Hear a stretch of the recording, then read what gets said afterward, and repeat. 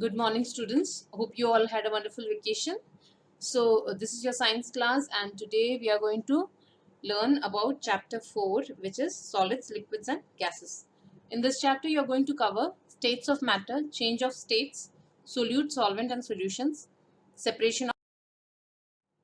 Now, matter. What do you mean by matter? So, anything that you see in front of you, like a pencil, box, computer, keyboard, anything that takes up some space and has a mass or has some weight is called as matter.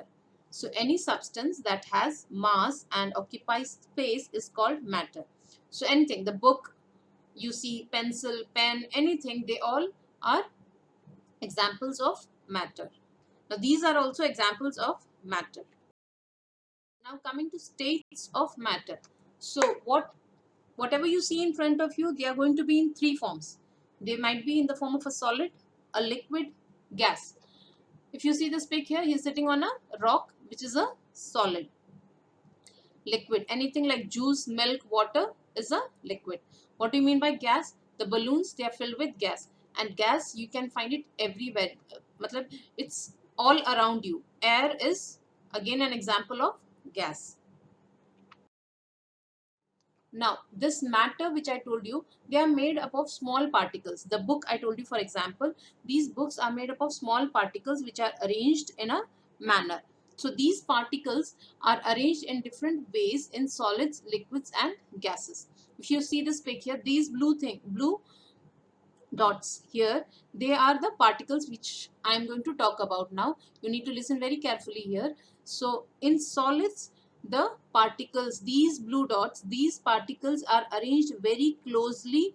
They are very compact and very closely arranged to each other. So that's why it is a solid here.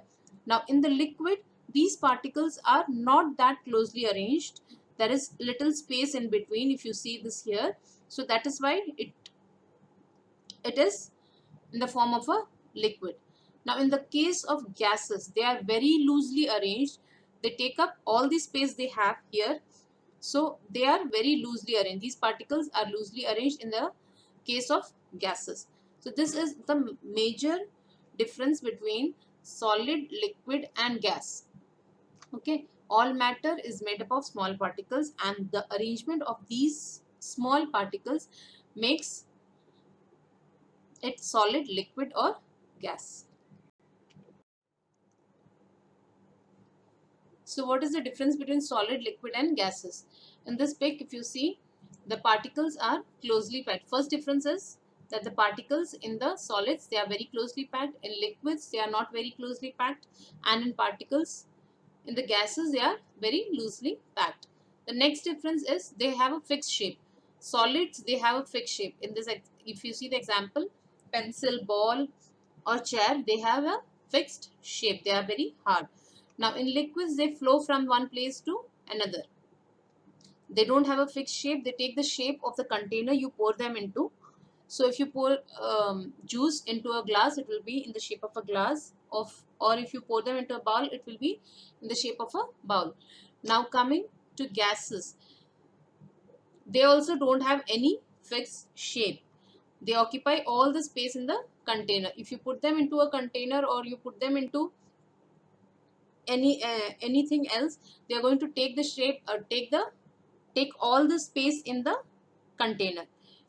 This is the example of a gas which you can see. Gas is actually everywhere. Air is an example of gas. You will not be able to see air, but it is a mixture of gases. Mixture of gases like oxygen, carbon dioxide and nitrogen. Oxygen and carbon dioxide, you know, oxygen we take in and of carbon dioxide we give out. So air is a mixture of these three gases. Okay, these are the differences between solids, liquids and gases. Now coming to the examples of three states of matter. Solids, if you see, these are the examples of solids. Hat, skateboard, pencil, table, snow, apple, tree. They are all examples of solids. Liquids, they can flow from one place to another. So the water in the pool, milk, drink, tea, juice, rain, soup, they are all examples of liquids. Now what are gases? So the air in the balloon, it is a gas. Wind, again a gas. So wind from the fan, or wind again, steam, or the hot air in the balloon, they are all gases. Now this is a worksheet for you. So look at the items and determine whether they are solid, liquid, or gases. So what you are going to do is you have to write this in your copies. Take out write down whatever item you see, and then in front of that you write down if it is a solid, liquid, or gas. This can be done as a homework. That's it for today. Thank you so much and have a good day.